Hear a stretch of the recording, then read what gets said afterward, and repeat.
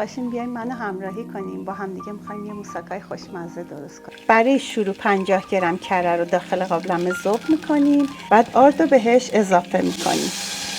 آرد رو که تفت دادیم وقتشه که شیر رو اضافه کنیم. قبل از غلیظ شدن بشامل نمک و پودر سیرم بهش اضافه میکنیم.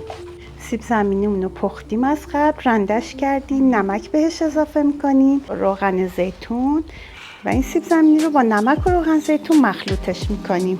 از بشامل آماده شده کف ظرف پیرکسمون میریزیم. از پوره سیب زمینیمون کف ظرف باز میکنیم. مقدار کمی روش پنیر پیتزا میپاشیم، کمی پودر آویشم، گوشت چرخ کرده ای رو که قبلا با پیاز تفت دادیم و ادویه ها رو با گوجه فرنگی رو بهش اضافه کردیم روی این مایمون پوشش میدیم. دوباره کمی پنیر پیتزا روش میپاشیم. حالا بادمجونای ورقه‌ای رو که سرخشون کردیم از قبل روی اینو میچینیم.